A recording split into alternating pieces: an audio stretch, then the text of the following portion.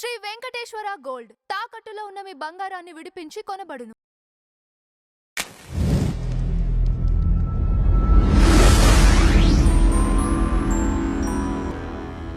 Madam నమస్కారం. నమస్తే. Madam, Balakrishna పైన చిరంజీవి అభిమానులు దాదాపు 300 స్టేషన్లకు పైగా కంప్లైంట్ ఇవ్వటానికని వెళ్ళారని తెలుస్తోంది.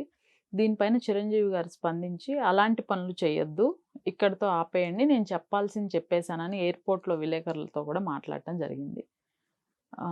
దాని తర్వాత ఈ అభిమానులంతా కలిసి ఒక వీడియో రిలీజ్ చేయడం కూడా జరిగింది. ఇకపైన నోరు జారితే ఊరుకోము అనేది. మొత్తం ఉదంతం చూస్తే ఏమనిపిస్తుంది మీకు? ఇప్పుడు అక్కడ అసెంబ్లీలో బాలకృష్ణ గారు ప్రవర్తించాల్సిన తీరులో కాస్త అపసవ్యత అయితే చోటు చేసుకున్న మాట వాస్తవం. అక్కడ చిరంజీవి గారిని ఓమని అనింది అక్కడ పెద్దగా కనిపించట్లా. ఈ అభిమానులు అనేవాళ్ళు ఓవర్ సెన్సిటివ్ అయిపోయారు. ఈ ఓవర్ సెన్సిటివ్ అయిపోయి వీళ్ళు ఈ విధంగా రియాక్ట్ అవ్వటం అనేది అసలు కరెక్ట్ కాదు. ఎందుకంటే అభిమానులు వాళ్ళ అభిమానం దురభిమానంగా మారి కాస్త చెడు పేరు తెచ్చుకుంటున్నారని మనం చెప్పక తప్పదు. యూకేలో కానీ అమెరికాలో కానీ థియేటర్స్లో చేస్తున్న హంగామా సినిమా రిలీజ్ అయినప్పుడు అభిమాన హీరోలు రిలీజ్ అయిన విషయం టైంలో ఆ కాగితాలు చింపిపోయటం, అవన్నీ థియేటర్ అంతా ఎగరేయటం, సాక్షాత్తు సెక్యూరిటీ వాళ్ళు వచ్చి కొన్ని సందర్భాల్లో సినిమాలు ఆపేసిన సందర్భం కూడా ఉంది. అంటే స్క్రీనింగ్ ఆపేశారు. ఆ తర్వాత ఏంటిది, ఎందుకు ఇలా చేస్తున్నారు మీరు, అసలు ఏమన్నా అర్థం ఉందా అని చెప్పి వాళ్ళు కొంచెం గదమాయించింది, కేసులు పెడతామని బెదిరించింది కూడా వార్తల్లో చూసాం మనం. అవి ఎంత దూరం వెళ్తున్నాయంటే, మేము ట్యాక్సులు కట్టట్లేదా, మా ఇష్టం, మా అభిమాన హీరో అంటే మాకు అంత ఇష్టం, మేము చేసేదే అన్నట్టు మాట్లాడుతున్నారు.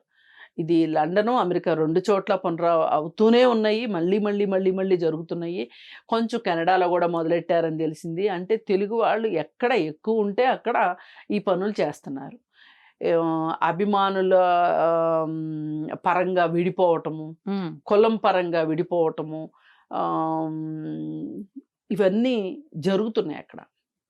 ఇవి వీళ్ళు ఖండాంతరాలు దాటి వెళ్ళినా కానీ వీళ్ళ బుద్ధిని మార్చుకోవట్లేదా? ఇక్కడ లోకల్గా ఒక సుదర్శన్ థియేటర్లోనో దేవి థియేటర్లోనో చేసిన అల్లరి అమెరికా లాంటి చోటకెళ్ళి అక్కడ ఇక్కడ మనకి వచ్చాయి ఇక్కడ పెద్ద పెద్ద థియేటర్స్, అంటే మల్టీప్లెక్స్లు ఇవి అన్నీ. కానీ అక్కడ ఎప్పటి నుంచో ఉన్నవి అవన్నీ. అట్లాంటి చోట ఒకప్పుడు లేవు. ఈ ఒక 4-5 సంవత్సరాలుగా బాగా పెరిగిపోయింది. పైగా అవి చాలనట్లు అక్కడ కూడా నిమజ్జనాలు చేయటాలు, వాళ్ళు అక్కడ కొంచెం నేచర్కి చాలా ఇంపార్టెన్స్ ఇస్తారు. మనం అంత ఇంపార్టెన్స్ ఇవ్వం. కానీ జలాలు కలుషితం అయ్యే విషయంలో కావచ్చు, వాతావరణ కాలుష్యానికి కావచ్చు, ఇట్లాంటి వాటన్నిటి గురించి అక్కడ కొంచెం ఎక్కువ రిస్ట్రిక్షన్స్ ఉంటాయి. పైగా మనం ఇళ్లల్లో పూజలు చేసేటప్పుడు యజ్ఞాలు గృహప్రవేశాలకి యజ్ఞాలు చేయటం మొదలెట్టారు. ఈ చేయటం వల్ల ఈ ఫైర్ అలార్మ్స్ మోగితే వచ్చి వాళ్ళు వీళ్ళు ఇంత సంతోషకరమైన వాతావరణంలో ఉన్నారు, ఈ టైంలో వీళ్ళని ఇంకా ఎక్కువ ఇబ్బంది పెట్టకూడదు అని చెప్పి వాళ్ళు కాస్త మానవత్వంతో వెళ్ళిపోతున్నారు. కానీ ఎందుకంటే అక్కడ ఎక్కువ చెక్కతో చేసే ఇళ్ళు ఉంటాయి. మరి అలాంటప్పుడు అగ్ని ప్రమాదం ఏర్పడింది అనుకోండి, అక్కడ ఇన్సూరెన్స్లు అవన్నీ కూడా చాలా కాస్ట్లీగా ఉంటాయి. అందుకని చెప్పి వాళ్ళు పోలీసులు అసలు అక్కడ శాంతి భద్రతలకి చాలా పెద్దపేట వేస్తారు. ఇప్పుడు మామూలుగా అంటాం కదా, దొంగలు పడ్డ 6 నెలలకు కుక్కలు మరుగుతాయి అన్నట్లు, అక్కడ అట్లా కాదు. వెంటనే అసలు దొంగలు పడకముందే కుక్కలు మరుగుతాయి అన్నట్లు భద్రతా చర్యలు ఉంటాయి. అంటే ఆ తర్వాత చెప్పుకునేది ఏంటి అంటే, అసలు మన బుద్ధిని ఎందుకు మనం మార్చుకోలేకపోతున్నాము? ఇప్పుడు ఇక్కడ అనుకోండి అభిమానులు వీళ్ళకి చాలామంది నిరుద్యోగులు ఉంటారు, చాలామంది చదువుకొని వాళ్ళు ఉన్నారు అనుకుందాం. పోనీ కొంతమంది చదువుకున్న వాళ్ళు ఉన్నప్పటికీ అసలు వీళ్ళకి ఎందుకు ఈ విఘ్నత పనిచేయట్లేదు? ఏ విషయానికి మనం గొడవ పడాలి మన అభిమాని హీరో తాలూకా విషయాలకి, ఏ విషయానికి తగాదాలు పడకూడదు అనేది, ఎట్లా పడాలి అనే దాని విషయంలో కొంచెం అతి చేస్తున్నారేమో అనిపిస్తుంది. ఇప్పుడు చిరంజీవి గట్టిగా మాట్లాడలేదు అని చెప్పి బాలకృష్ణ అన్నాడు, ఎవడూ మాట్లాడలేదు అన్నాడు. అనేసరికి దాన్ని చిరంజీవిని అన్నట్లుగా పోర్ట్రేట్ చేసేసుకుని వీళ్ళు 300 పోలీస్ స్టేషన్లో కేసు పెడతానంటాం ఎంతవరకు సమంజసం అసలు? ఆయన వివరణ ఇచ్చేశారు, చిరంజీవి గారు వివరణ ఇచ్చేశారు. ఈ అసెంబ్లీది బయటికి రాగానే ఈయన మాట్లాడాల్సింది ఆయన చాలా నర్మగర్భంగా మాట్లాడతారు చిరంజీవి గారు. చాలా సటల్గాను చాలా తెలివిగా మాట్లాడతారు. అలా మాట్లాడారు, ఎక్కడ మాట పోగొట్టుకోరు ఆయన, చాలా తెలివిగా మాట్లాడతారు. ఆయన చెప్పాల్సిన సమాధానం ఆయన చెప్పేశారు. ఇది ఇంతటితోటి క్లోజ్ అనుకున్నాం ఆ మ్యాటరు. కానీ వీళ్ళు ఒక 300 పోలీస్ స్టేషన్స్లో కేసు పెట్టాలంటము, ఆయన వద్దని వారించటము. మళ్ళీ చూసే వాళ్ళకి ఏమనిపిస్తుంది, అసలు ఈయనే పెట్టమని ఉంటాడు, లేకపోతే 300 పోలీస్ స్టేషన్లో కేసు పెట్టాలని వాళ్ళకి ఐడియా ఎలా వస్తుంది? లేదు అంటే నాగబాబు ఇచ్చాడా ఈ ఐడియా, లేదు వాళ్ళ పిఆర్ టీం ఇచ్చిందా ఈ ఐడియా అని మాట్లాడుకుంటారు. అంతేగాని 300 స్టేషన్లో పెట్టాలి అని చెప్పి ఐడియా ఎలా వస్తుంది అసలు అని ఆలోచించవచ్చు కదా మనం కూడా. సరే అది అయిపోయింది. అయిపోయిన తర్వాత ఇక ఆయన ఎయిర్పోర్ట్లో విలేకరుల సమావేశంలో చెప్పారు క్లియర్గా, మీరెవ్వరూ ఇట్లాంటివి వద్దు, నేను చెప్పాల్సింది నేను ఇవ్వాల్సిన వివరణ నేను ఇచ్చేశాను, ఇది ఇంతతోటి ఇది మనం ప్రజలకే వదిలేసేద్దాము అని చెప్పి ఆయన చెప్తే వీళ్ళు పోలీస్ స్టేషన్లో కేసు పెట్టడం అయితే ఆపారు. కానీ వీళ్ళందరూ కలిసి ఒక ఉమ్మడి ప్రకటన అయితే చేయటం జరిగింది. ఇప్పటి వరకు జరిగింది ఏదో జరిగింది, ఇంకొకసారి ఎప్పుడు మా చిరంజీవి గారి జోలికి రావద్దు, వస్తే ఇంక ఈసారి అయితే ఊరుకునేది లేదు, అది ఇది అని చెప్పి వీళ్ళు హెచ్చరిస్తూ ఒక వీడియో రిలీజ్ చేశారు. సరే అదే ఇవన్నీ చూస్తుంటే అసలు వీళ్ళకి ఇంత తీరిక ఎక్కడి నుంచి వస్తుందా?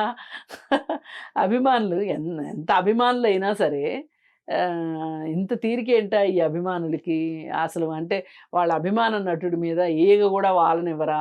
లేకపోతే అంటే ఆయనకు వ్యతిరేకంగా ఒక్క మాట కూడా ఎవరిని మాట్లాడనివ్వరా? ఈ అభిమానాన్ని మట్టుకు కొన్ని సందర్భాల్లో మంచిగా అనిపిస్తుంది. ఎందుకంటే అందరి అభిమానుల కంటే కూడా చిరంజీవి అభిమానులు రక్తదానాలు చేయటం కావచ్చు, అవి బాగా చేస్తారు. Blood bank Chiranjeevi blood bank ద్వారా రక్తదానం అది బాగా చేస్తారు. కొంచెం మంచిగానే ఉంటారు. మరి పవన్ కళ్యాణ్ అభిమానుల గురించి అయితే అసలు చెప్పక్కర్లేదు. వాళ్ళు ఈయన పెళ్ళిళ్ళైనా చేసుకోవచ్చు, కానీ రేణు దేశాయి ఇంకో పెళ్లి చేసుకుంటుంది అనగానే చాలా గగ్గోలు గోల చేసి నువ్వు ఎట్లా చేసుకుంటావు పెళ్ళి అని చెప్పి నువ్వు మా వదినవే, మా అన్న నీకు విడాకులు ఇచ్చినా కానీ వదినవే అని చెప్పి నానా యాగి చేశారు. ఈ గోలంతా నాకు ఎందుకని చెప్పి ఆ పెళ్ళి నుంచి కూడా విరమించుకుంది. అయితే ఏదైనా కానీ ఈ అభిమానానికి కూడా మనం మరీ వెరితెలలు వేసేటట్లు ఉండకూడదు, ఒక హద్దు పద్దు ఉండాలి. పైగా దీనికి ఇంతంత సమయం కేటాయించే విషయంలో పోనీ మీరందరూ ఏమన్నా బాగా షావుకారులా తిని తీరి కూర్చున్నారా? మీరేం పని చేయక్కర్లేదా? పోనీ మీకు ఏమైనా కుటుంబాలు లేవా? కుటుంబాలకి సమయం కేటాయించాల్సిన అవసరం లేదా? ఇవన్నీ ఆలోచిస్తే అనిపిస్తుంది అసలు వీళ్ళకి కుటుంబాల కంటే కూడా వాళ్ళకంటే కూడా ఈ వాళ్ళు ఆరాధించే సినిమా హీరోలే వాళ్ళకి చాలా గొప్పగా అనిపిస్తారు. ఇది ఒక రకంగా ఫుట్బాల్ ఆటల తర్వాత ఫుట్బాల్ ఆటను అభిమానించి అక్కడ కూడా ఇంతే, ఆ గేమ్ దగ్గర కొట్టుకుని చేస్తారు. ఒక్కొక్కసారి 200 మంది చచ్చిపోతుంటారా ఆ దీంట్లో. అట్లా ఇక్కడ కూడా ఏంటి అంటే అంత అభిమానం ఉంటుంది, అంటే పర్టికులర్గా కొంతమంది హీరోల పట్ల. అందుకని ఈ విషయంలో కొంచెం అభిమానులు కూడా కాస్త తర్కాన్ని ఉపయోగించి ఆలోచించాలి అని చెప్పి కోరుకుంటున్నాను. పైగా చిరంజీవి గారు ఇట్లా చెప్పటం కూడా చాలా ఆహ్వానించదగ్గ విషయం. Right madam. Thank you so much. Thank you.